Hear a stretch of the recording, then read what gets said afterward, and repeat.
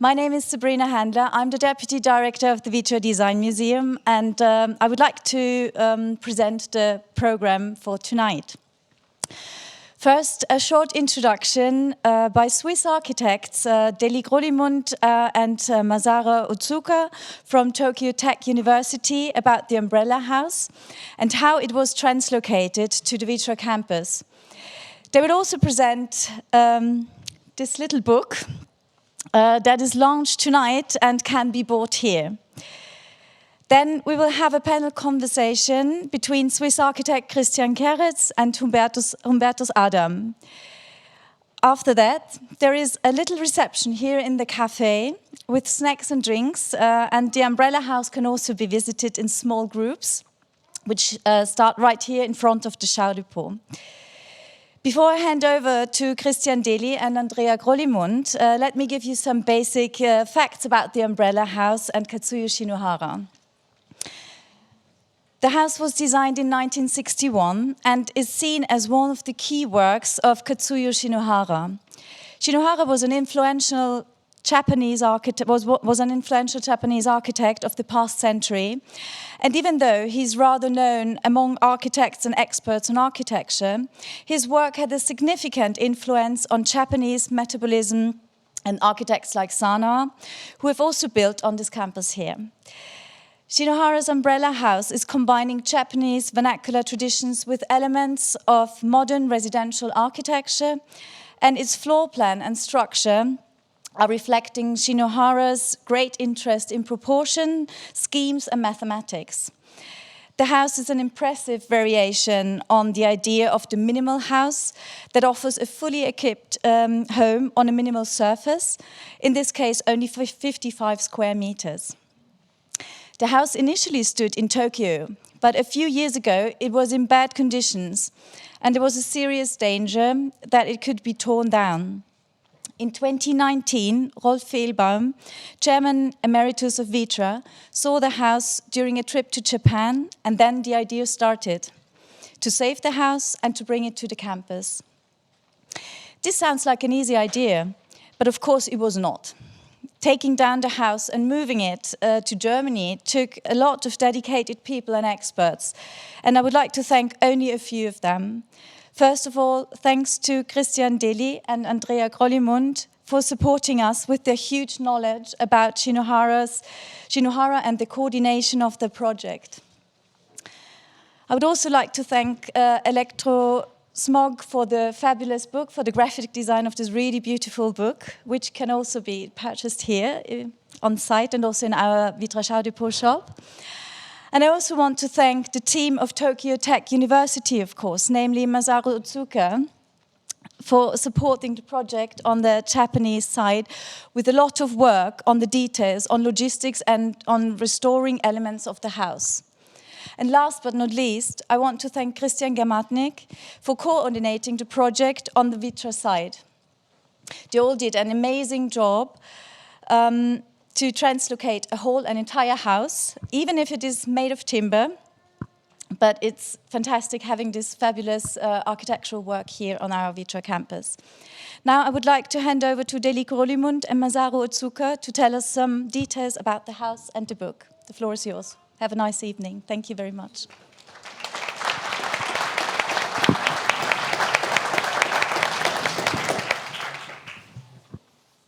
Hello, everybody. Thank you for coming today. I'm Masaru Otsuka from Okuyama Laboratory in Tokyo Tech. I was in charge of the umbrella house relocation as a project architect. And on behalf of Tokyo Tech, I would like to show our gratitude to Mr. Rolf Fehlbaum. Without your decision, we could not save this Shinohara's legacy. And also Christian Germatnik and Christian DEHLI and Andrea Grolimund. And all other staff from Vitra who devoted resources of any kind to save Kazuo Shinohara's legacy.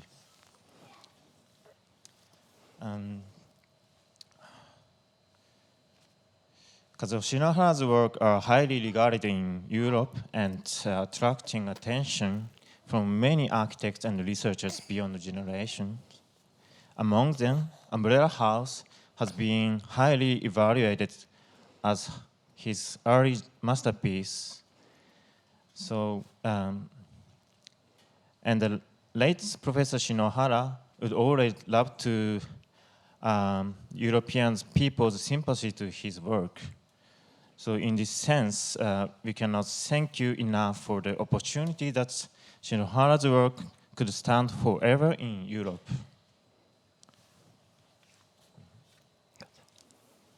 And Kazuo Shinohara was an architect who always aimed at, for realizing a perfect space. So I hope the relocation work responds to his Shinohara's intention with the highest standard. Thank you very much. Thank you very much for coming. So Rolf Fehlbaum of Vitra contacted us in November 2020 and asked if Christian and I would be interested in helping to reconstruct Shinohara's masterpiece on their campus. Also on board was the Tokyo Institute of Technology, led by the professors Okuyama and Yamazaki. From their side, the project was supervised by the architect and research associate Masaru Otsuka, whom we already heard. And he was on the project from the beginning to the finishing touches here in Weil am Rhein. He provided the construction site with plans and helpful information, and we all worked closely together and had weekly online meetings. And we're really happy that he's here today and can celebrate the occasion with us. This publication tells the story of Umbrella House from its initial construction in Tokyo in 1961 to its preservation a little more than 60 years later here in Weil am Rhein. We are really happy that we worked again with the graphic design studio Elektrosmog to realize this book. The mathematically trained Japanese architect Kazuo Shinohara was arguably, after Kenzo Tange, the most significant Japanese architect active in the second half of the 20th century. He wrote various theoretical books and articles and could realize several dozen single-family houses throughout his career. The Umbrella House is his smallest built work. It was built in a rural neighborhood in Tokyo in 1961.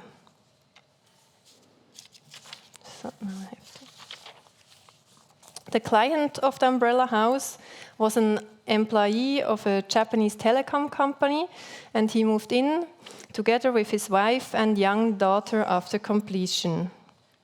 The Umbrella House has a square plan with a footprint of 55 square meters. Because of the small size of the house, Shinohara reduced the functions to a minimum. The house contains a bathroom unit and 2 large rooms. The main room, the one here, and the tatami room above. The main room is divided in 2 rooms by a bamboo screen. It's a dining room with kitchen and a living room on the right-hand side. The house is topped with a pyramidal-shaped roof. The fan rafters of the roof construction are visible and gave the house its iconic name. The architect Shinichi Okuyama, professor of the Tokyo Institute of Technology and trustee of the Kazuo Shinohara estate, wrote together with the architectural historian David B. Stewart a text that contextualizes Umbrella House in the 1960s architecture of Japan and also situates it in Kazuo Shinohara's oeuvre. Kazuo Shinohara was searching for a new approach of the Japanese architecture in the post-war period. He wanted to design a traditional, simple Japanese house, but at the same time give it the generosity. And we know that he was visiting the Yodo-do temple in Ono, this temple, and was the internal structure made a really big impression on him, as he self-reported. And the pyramidal-shaped roof came from this temple and was never used before on a house.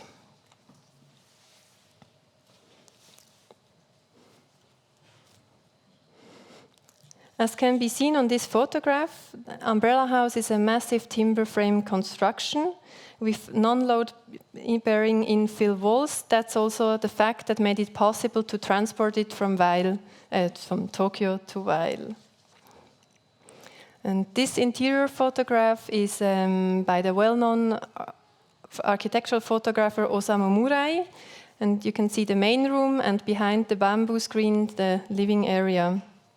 And when you go up the ladder, you have a small storage space above the tatami room. On the sliding doors, the fusumas, which separates the tatami room from the living room, there are 5 paintings on gold leaf by Setsu Asakura.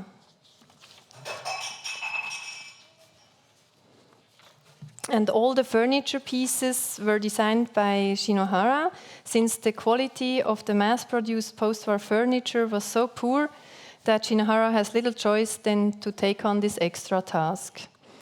And now Masaru Otsuka will take over and give you an insight of the dismantling process and the restoration work in Tokyo. This is a photo by Sadam Saito showing the umbrella house just before dismantling. And the house has been renovated many times. The roof has been changed due to the water leakage problem. The wooden elements were painted with different color from the original. And the silk wallpaper in the tatami room and some of the original furniture had been lost. The biggest change was the extension of the house at the north.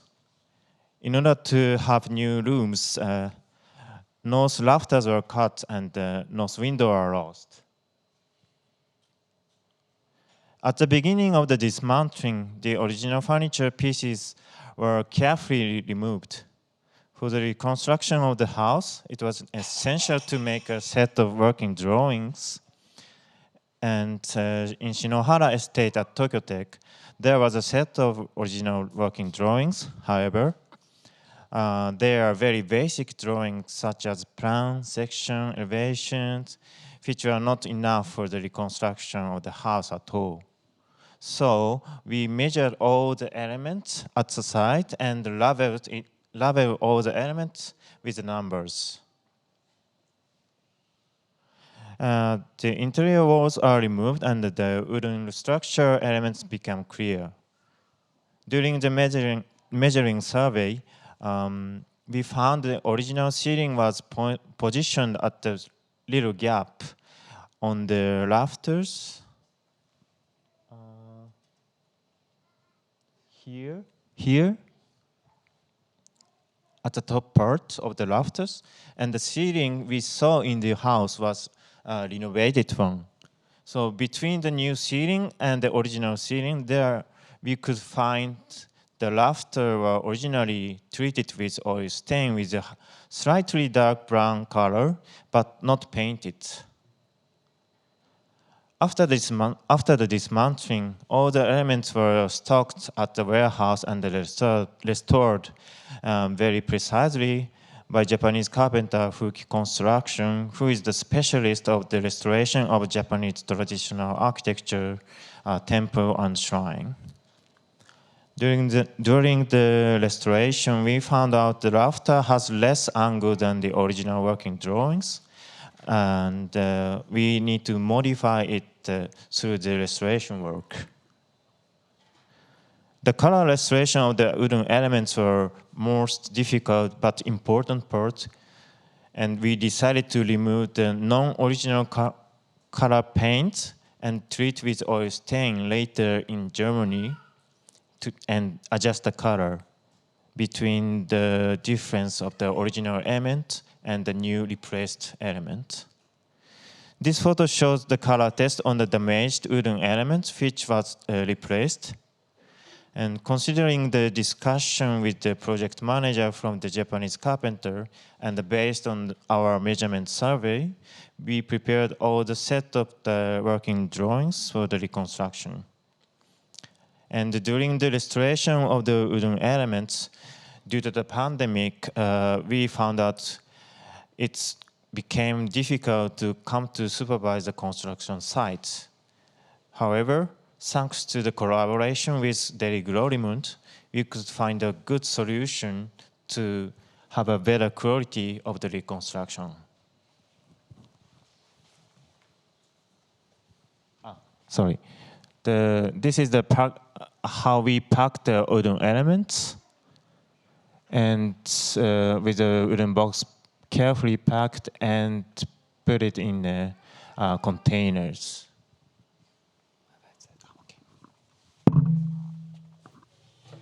After 4 weeks at sea, both shipping containers finally arrived at Weil am Rhein end of June 2021. The huge custom-made plywood boxes were carefully unloaded from the containers with forklifts. First, all shipping crates were opened and the contents checked for completeness. The parts were laid out in an empty warehouse, and together with Christian Kerez, Vitra's site project manager, and a team of carpenters, we had to get an overview. There were more than 600 parts, most of them labeled, that had to be found and sorted. Over the years, the umbrella house had undergone modifications to meet the changing needs of the family. For this reason, some of the wooden elements had been painted over several times. In order to restore the house as close to the original as possible, it was necessary to remove the various layers of paint from all visible wooden parts. In this way, we were able to determine the original colors and preserve the appearance of the aged wood. As there was no manual for the assembly of the timber frame, the German carpenters had to test how the Japanese wood joints worked and in which order the parts had to be combined.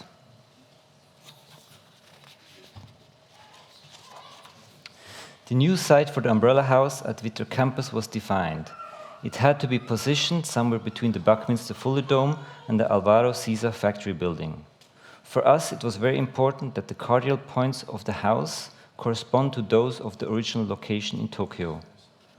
The basis for the reconstruction of Shinohara's umbrella house were his 1960 working drawings.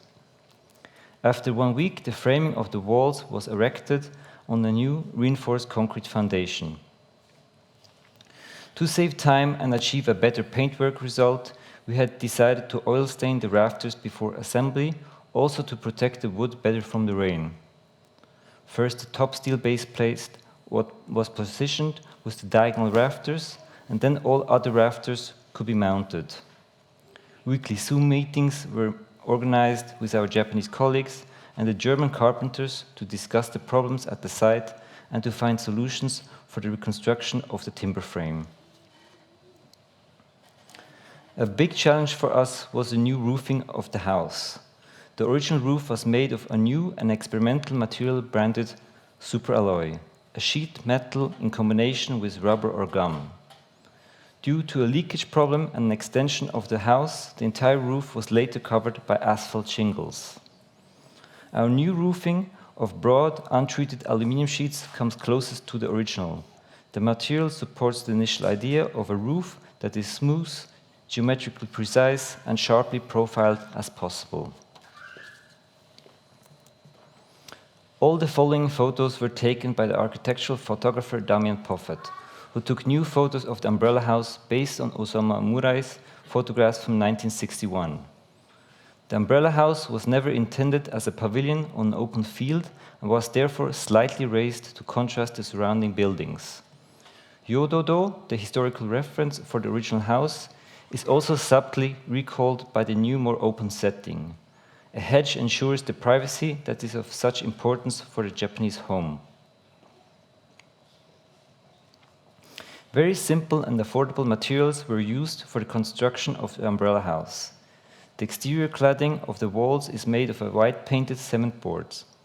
Japanese cypress boards were used for both the interior walls and the west facade. The entire painting process was challenging because we were dealing with different types of wood that were either old or new, exposed to light or not, inside or outside. In the end, we wanted the house to be one whole and not look like a patchwork. We also had to consider the lighting conditions inside and outside. It was very important to install the paper sliding doors for the color matching, as the paper softens the light a lot. It took up to 4 layers of oil stain to achieve the desired result.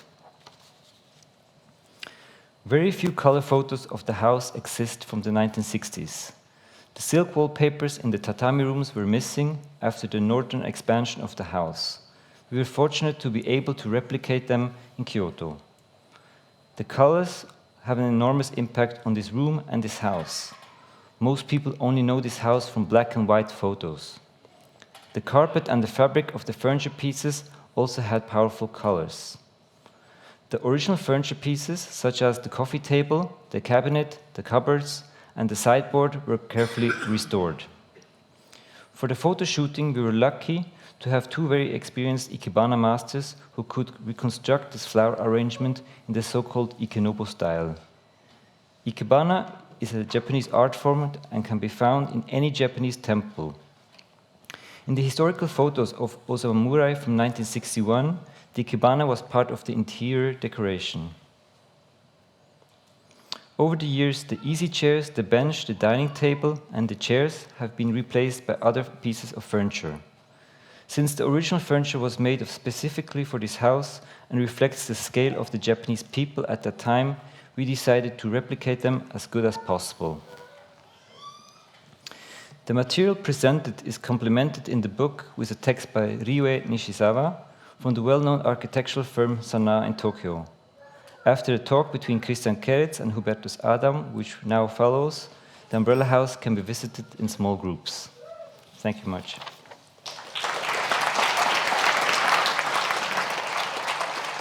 Good choice. Welcome also from my side. I am Hubertus Adam.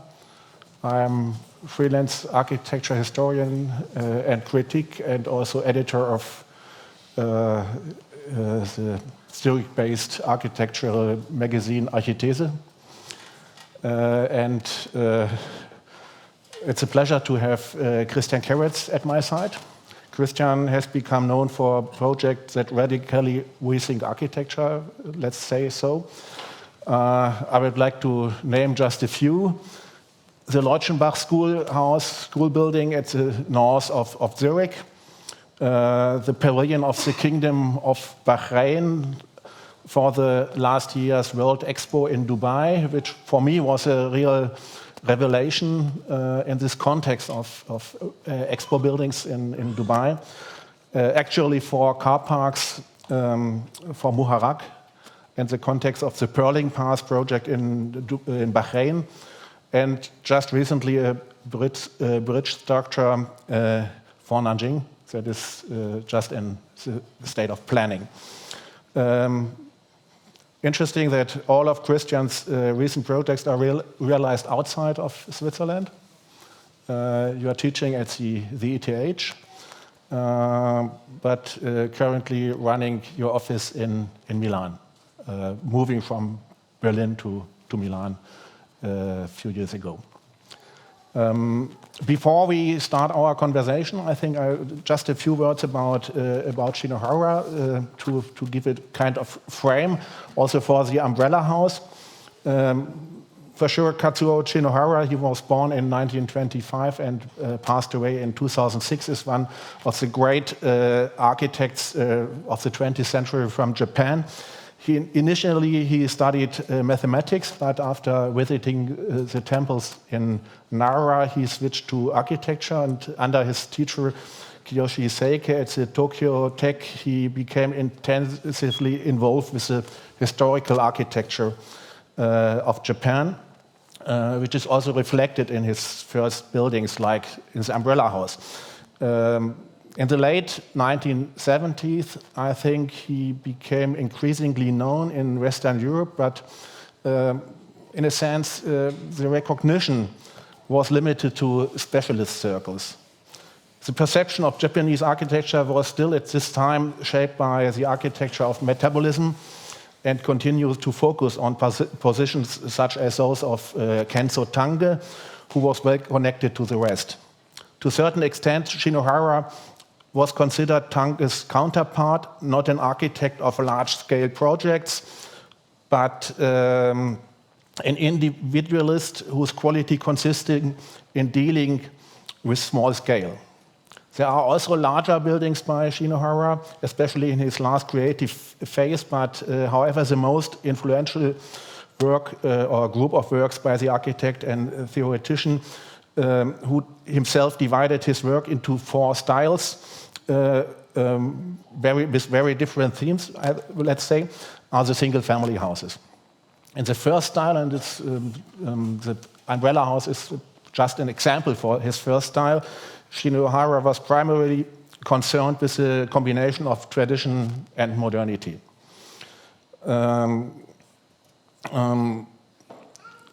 But Shinohara did not refer to tradition in order to repeat elements. That I think it's important.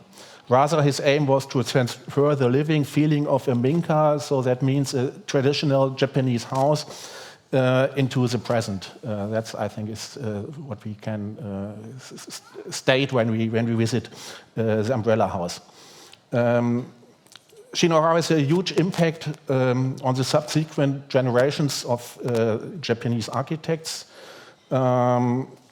Nevertheless, I think if you just in Germany, I think the reception in Switzerland is different to the reception that happened in Germany. In Germany, he's still underestimated, but not so much known like other architects of the 20th century in Japan, like Tange, for instance.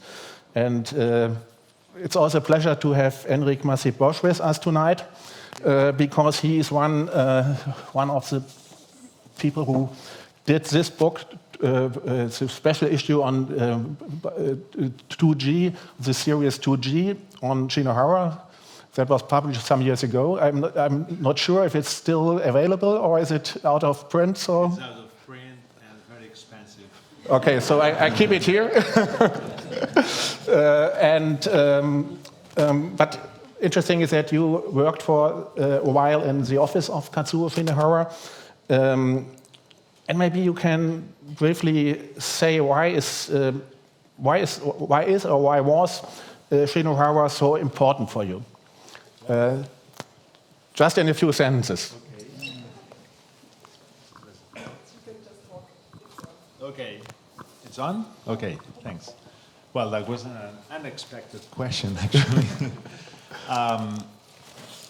Well, I have to say that the first time I encountered Shinohara's work was through a German book about wood detailing that featured one of his early houses before the umbrella house. And I found that it was so different and so compelling that I felt, I felt a necessity to get to him, to invite him over to Barcelona to give a lecture, and then afterwards he invited me to join his studio in Yokohama. So it was actually a very easy process, very fluid thing, and very natural. And it was in which year, and how long did you stay in his office? I stayed for a couple of years working in his office in Yokohama after his retirement in Tokodai, in the Tokyo Institute of Technology. So we were working beside his own house in a rebuilt black house also, a little bit like we are celebrating today here in Weil am Rhein at Vitra's, this reconstruction, this movement of buildings. It's not unheard of in Japan, actually. It's not an extraordinary thing. Mm-hmm. So we're following somehow the trend, okay, the flow. Yeah, thank you. Christian, as far as I know, you met Shinohara. You didn't work in his office, but you met him 3 times in your life or in your professional career, starting with the first encounter when you were a student. So can you tell us about these encounters? When was it and why? Well, the first time was actually not really an encounter, but I was working as an intern in Holland, and he gave a lecture.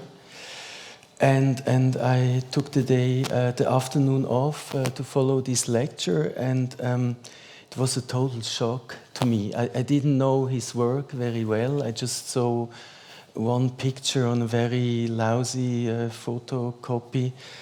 And what was for me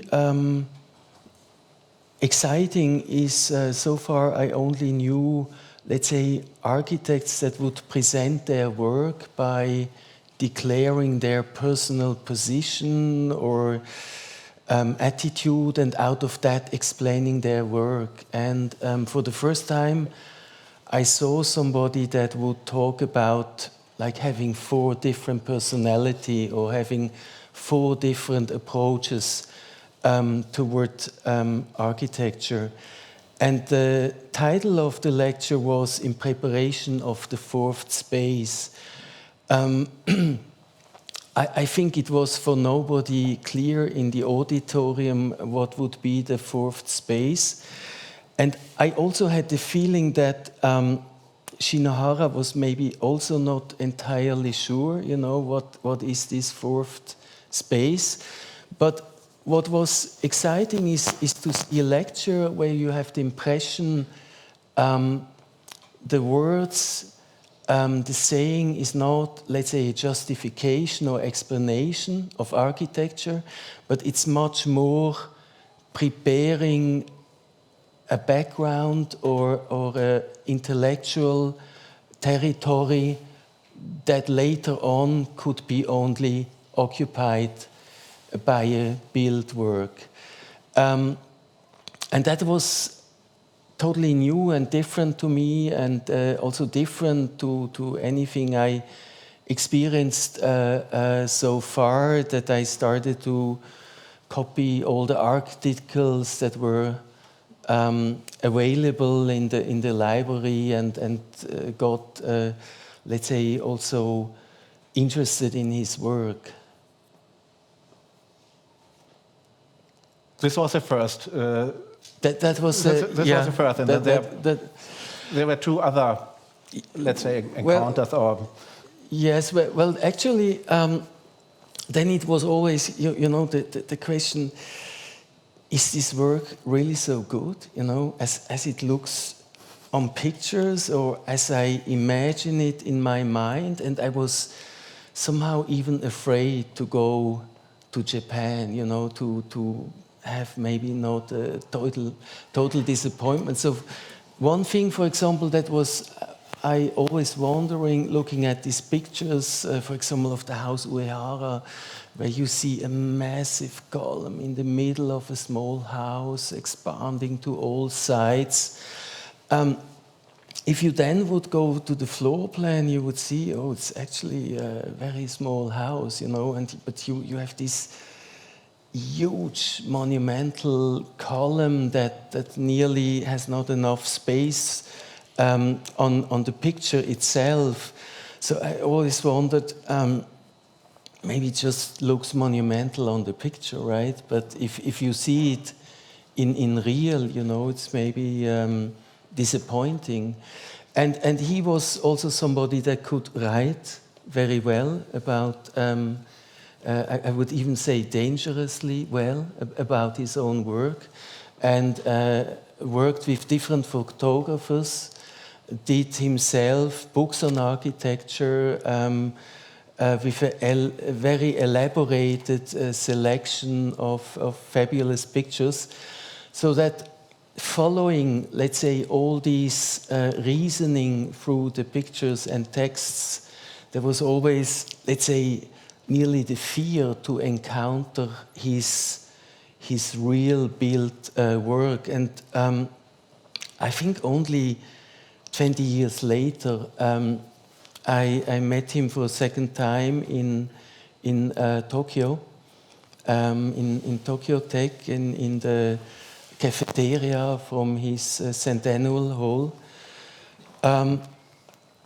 and visited also his houses, and I was totally overwhelmed by the beauty of these houses. And I only then understood that the small scale of the buildings itself is a primary quality of this building in the sense that it's like a form of densification of meaning.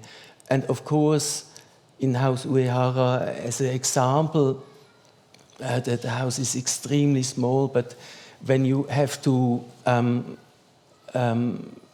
if you can nearly not walk around this column, you know, it becomes impressive in a totally different form that the picture, of course, cannot explain or reveal. And this, let's say, encounter was very short. You know, I don't know Shinohara very well. There are also other people that met him, but it was a very, let's say, fascinating, also very provocative meeting, because he was, you know, he would not be pleased and say, it's so nice that you like my work or something like that. But he would say, actually, I wonder why you like my work. You know, your work is so totally different. It's very hard. And my work is intended to be soft. Or he would say, I saw that you work on a schoolhouse. I was just working on the schoolhouse Leutzenbach that you mentioned. And I think it's a pure waste of time for a young architect like you to work on a schoolhouse, because everything has to follow standards, and you should give it up, and you should work on just on a house for a family, which is like a pure stroke on a canvas. And he would not speak English, only Japanese, so I could only follow very short part of actually his discourse. I heard a lot of people constantly, you know, also laughing. It was very, I guess, also very ironic sometimes. How he would explain himself, or how he would talk during this meeting. And then you started to translate, or to let translate his writings at your chair at the ETH. Well, so you did a lot of research on Shinohara.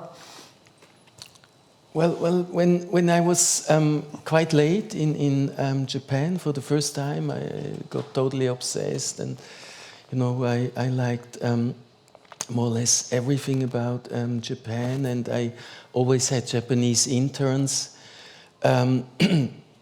If I had work or not in my office, to also keep up a close relationship with Japan.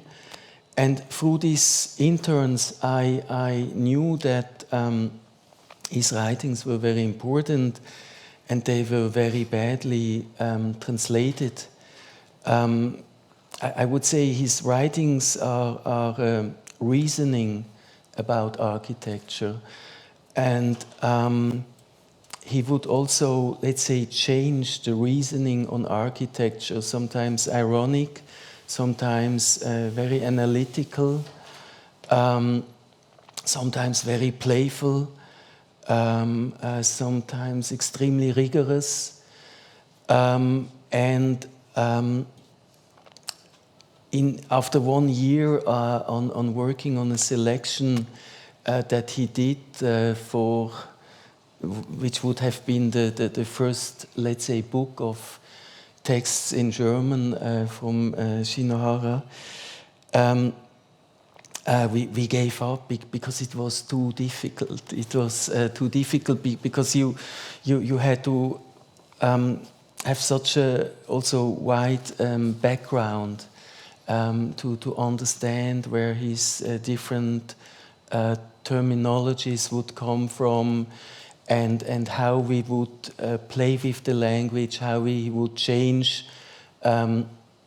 his different forms of reasoning from one text to the other, and besides, I don't know any Japanese word. I cannot talk Japanese, so it was also, it became also kind of something that should be done by somebody else. You know, I was just, you know, commissioning somebody through my chair for 1 year, hoping I could finally read more of his texts. But then again, my Japanese interns would tell me how bad is, or how difficult or impossible it was to translate truly his writings, that I gave it up. But even if you stop this project of translating his writings, there is one result of your research on Shinohara, that is this grey book, or the contribution to this book, which came out, I think, 2 years ago, and it's still available. And very cheap. Maybe you can tell us a little bit about what's inside the book and what you did. Well, basically, you know, I love architecture. To work as an architect, to design architecture, is extremely difficult, I would say terrible work. You constantly have to overcome obstacles and resistance. But to look at architecture, at least for me, is a pure pleasure. And to experience architecture. So I was, let's say, constantly visiting architecture, and also starting as a photographer, actually, as, let's say, not by the ambition of being a good photographer or interested specifically in photography, but much more, it was like an alibi, you know, to enjoy architecture or to look at buildings. And after I started lecturing at the ETH, I started writing, and again, not really because I believe that I'm a good writer, but because it interests me, how could you approach architecture with words. And what I'm doing is not, let's say, architectural theory. It's also not something like history or so. It is simply trying to let's say,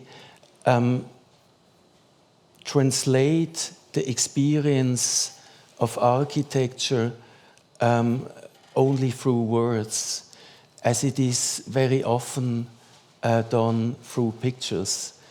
And words are maybe a very, I would say, the most difficult media that you can take to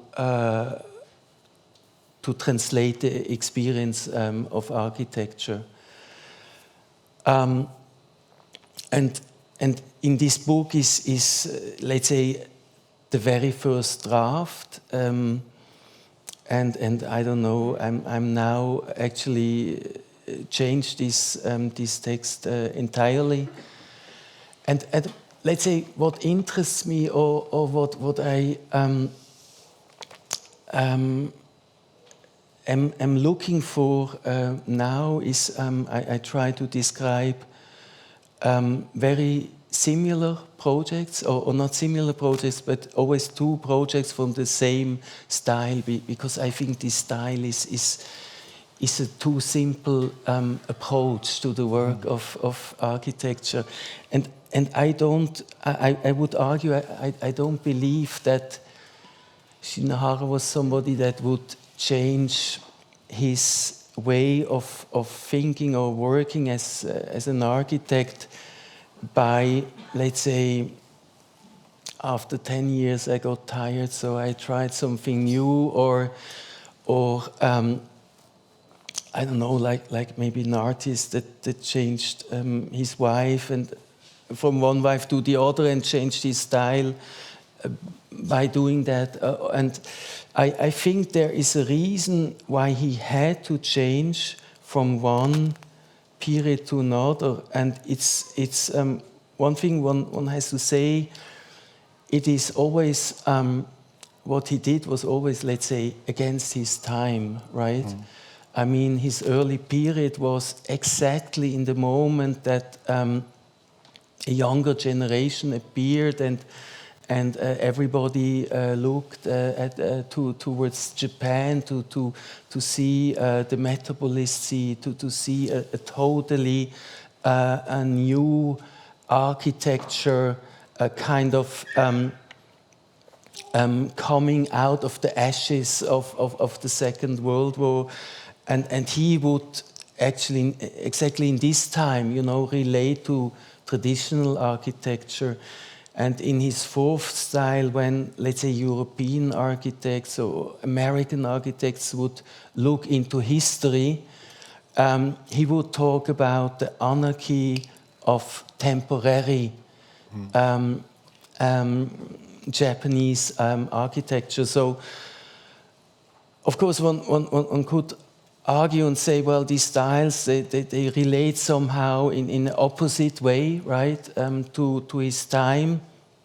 They relate to each other, again, in opposite way. You could say the second style is the negation of the first one. But I think that the way how Shinohara worked has maybe something to do with his let's say, initial training as a mathematician, that it's like a scientist that has a set of, let's say, options, how something could be played through. But once this is done, it's done,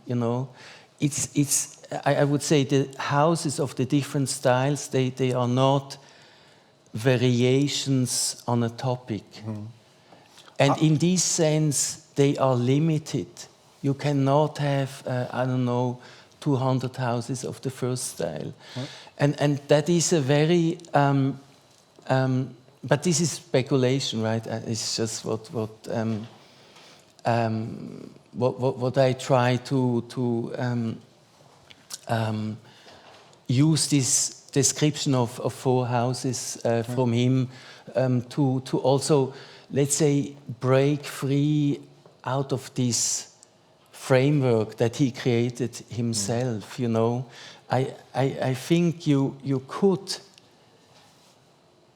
find what he was, a lot of his writings maybe within his buildings, but I would totally separate the two, He said the writing was for him as important as the designing, but I think what is important also to what one has to overcome, the legacy of his buildings from the legacy of his writings, and yes. Are all of these four styles equally important for you, or is something is a kind of culmination point, or how do you see it? I like that there are four. I would also like if there are five. I think they are not so clean, I would, maybe the first one, the second one, you can very clearly describe, and they are kind of programmatic. And second is the antithesis of the first, so this is all simple. I like a lot the buildings from the first style, also because I don't really know what this third style is, and I think this is also when he would refer differently in the same building to also work that he would have done earlier or would do later. It's maybe the most complex period. But this is like, it's totally personal. It is not like this is better than that, right? I mean, what is amazing is that you have four, right?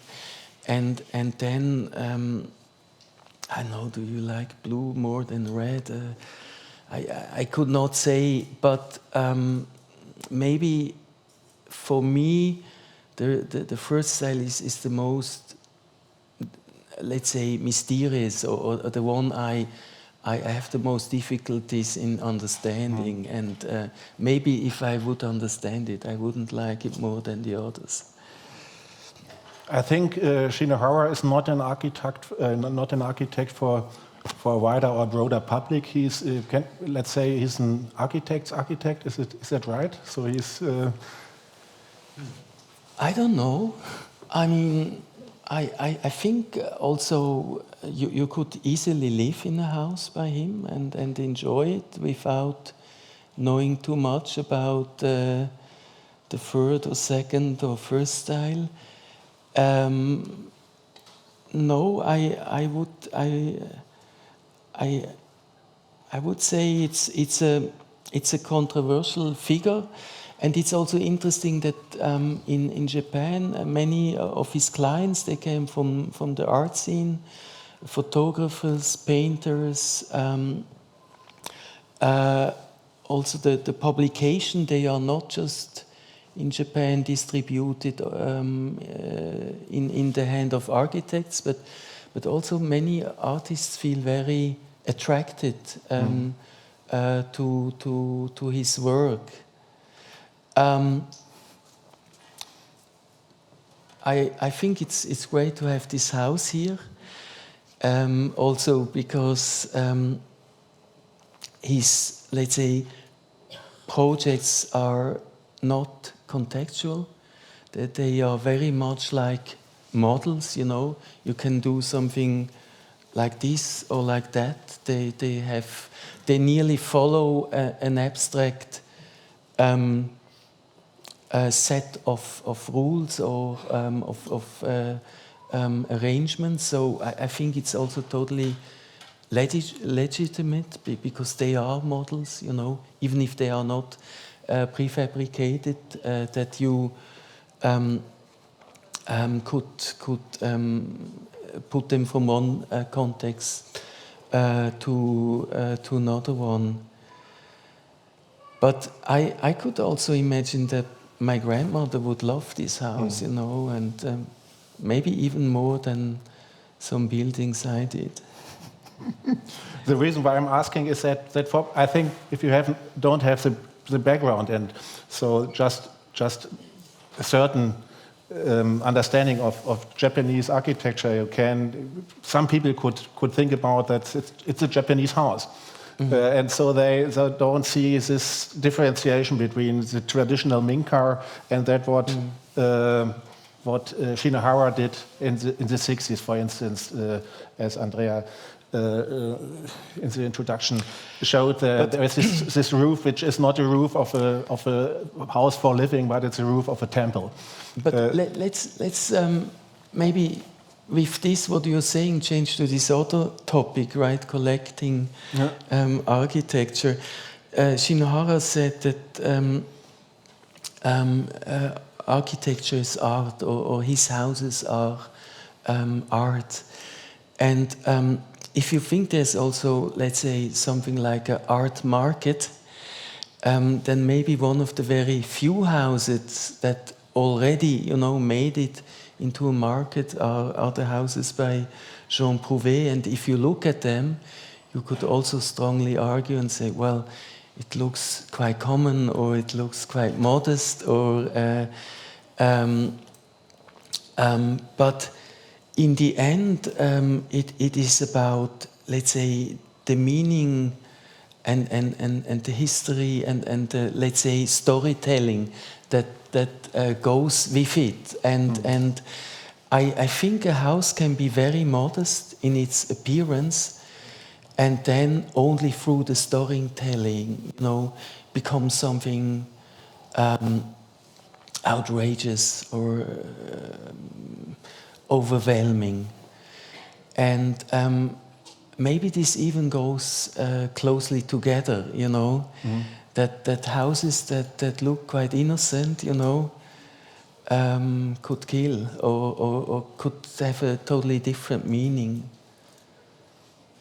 So you mentioned this topic of collecting architecture, which is you wanted to discuss because it's the right place, I think, here. When I had a talk or a conversation with Rolf Fehlbaum some month ago, he said there is just 3 really collected pieces of architecture. That's the Buckminster Fuller Dome, it's the Prouvé gas station, and it's also Shinohara. And of course, there are different strategies for collecting. So you can collect systematically, or you can collect with serendipity or by chance. In a sense, I think here it's more serendipity and by chance. So to the Shinohara house. But what is your interest in this topic, in collecting architecture?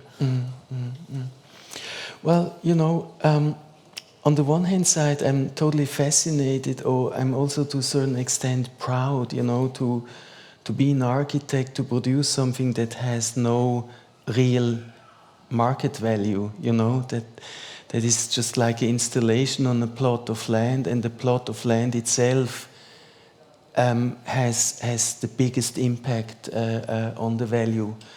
But on the other hand, it also means that architecture is something very fragile. And I'm not just thinking primarily about my own buildings, but about buildings I like or I visited, you know, and that are falling apart, or that are seriously damaged, or you know, that could disappear. And I'm fascinated by the idea that architecture could also have a value, also in the sense that it could be protected, you know. As we see, for example, with this collection of prefabricated houses by Jean Prouvé, that are somewhere safely stored, and some of them are already, thanks God, also open to the public. I'm a big fan of the Landmark Trust, which is a very specific collection of houses. It is the National Trust that, it's an organization that inherited many buildings of different periods, of different uses, and they rent it out for vacation. So you can make holidays in a pig stall, or in a station, or in a windmill or so, and it's like a program to protect old houses. But of course, it's also a great offer, because you can experience spaces and buildings that you normally would never experience otherwise. There are not so many collectors of houses, right? I also heard that Rolf Fehlbaum, you would never describe yourself as a collector of houses, but for example, in the States, there are some, right, that have a Neutra and a Frank Lloyd Wright. Yes, you can think about people like Peter Palumbo or so. So there are some collectors, and I think the differentiation is that sometimes, like your example of the Landmark Trust, the houses are kept on site. So, and then there is the other strategy to relocate them, like in an open-air museum. So that's a traditional form of a museum that roots in Scandinavia in the late 19th century. The first one was Skansen in Stockholm. And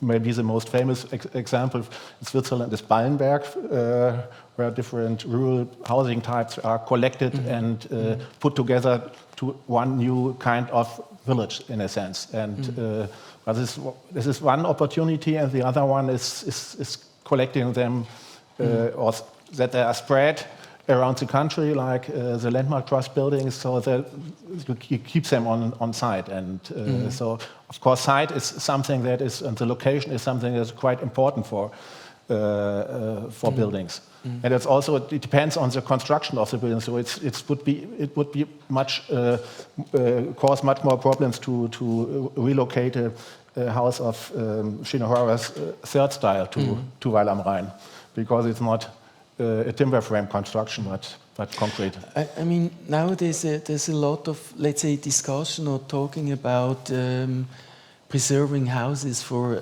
questions of sustainability, which I totally, let's say, understand or sympathize with. But I would say also there should be something like an interest for the meaning of an architecture of a building, you know, to save it or to keep it, to also offer other generations the possibility to experience it. And especially the work of Shinohara is very fragile, because it is also, let's say, much more relating to the Japanese culture than maybe works by Tadao Ando that are building concrete and that are, let's say, in better conditions than many of the houses of Shinohara. Maybe it's time for, I just want to ask if there are questions from the auditorium. So you have the privilege to ask here directly. So use this opportunity. It's not that the people in the show depot have. There is a microphone.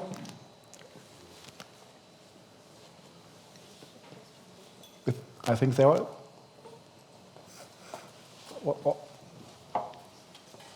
No? Okay.